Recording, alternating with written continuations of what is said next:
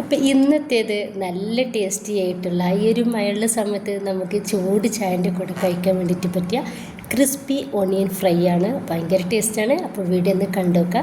കണ്ടുകൊണ്ടിരിക്കുമ്പോൾ നിങ്ങൾക്ക് ഇഷ്ടമാവുകയാണെങ്കിൽ നിങ്ങളുടെ എല്ലാ സപ്പോർട്ടും ഉണ്ടാവുക. അപ്പോൾ ഇതിന് വേണ്ടിയിട്ട് ഞാൻ വലിയ 2 സോള എടുത്തിട്ടുണ്ട്. അതിനിപ്പോൾ നമുക്ക് ഉള്ളിവട ഉണ്ടാക്കുന്ന ആ ഒരു സൈസിലല്ല കേട്ടോ ഇത് കട്ട് ചെയ്യേണ്ടത്. കുറച്ചധികം വലുപ്പത്തിലാണ് നമ്മളിതൊന്ന് കട്ട് ചെയ്തിട്ട് എടുക്കുന്നത്.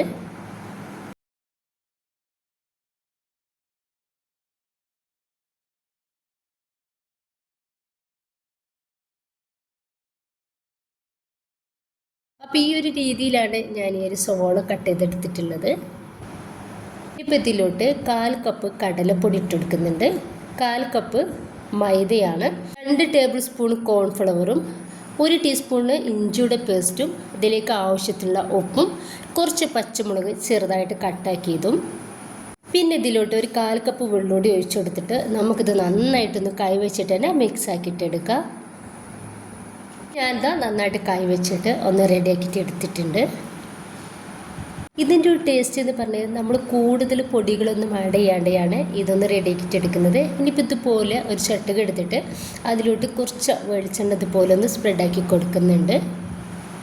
എന്നിട്ട് അതിലേക്ക് ഈ ഒരു ടീസ്പൂണ് വെച്ചിട്ട് തന്നെ ഈ ഒരു സവോള എടുത്തിട്ട് നമുക്ക് ഈ ഒരു ചട്ടുകത്തിലേക്ക് വെച്ചെടുക്കാം.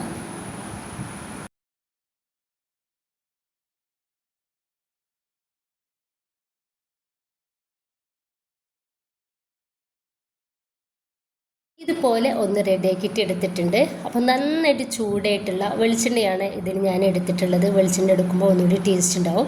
അപ്പം നന്നായിട്ട് ചൂടായിട്ടുള്ള എണ്ണയിലേക്ക് ഇതുപോലെ അങ്ങ് ഇട്ട് കൊടുക്കുക. എന്നിട്ട് മീഡിയം ഫ്ലെയിമിൽ ഇട്ടിട്ട് നമുക്ക് ഇതൊന്ന് ഫ്രൈ ആക്കിയിട്ടെടുക്കാം. നമുക്ക് ഇതേ രീതിയിൽ തന്നെ കിട്ടണമെന്നുണ്ടെങ്കിൽ നമ്മൾ കൈ വെച്ചിട്ട് റെഡിയാക്കിയിട്ട് എടുത്താൽ പറ്റില്ല. അപ്പോൾ നമ്മളിതുപോലെ ചട്ടുകത്തിലേക്ക് വെച്ചിട്ട് വേണം എണ്ണയിലേക്ക് ഇട്ട് കൊടുക്കാൻ വേണ്ടിയിട്ട്. നന്നായിട്ട് ഫ്രൈ ആവണ്ട, ചെറുതായിട്ടൊന്ന് കളറ് മാറി തുടങ്ങിയാൽ നമുക്കിത് എണ്ണയിൽ നിന്നും ഒന്ന് കോരി മാറ്റാം. ഇതുപോലെ തന്നെ ബാക്കി കൂടി നമുക്ക് ചെയ്തെടുക്കാവുന്നതാണ്.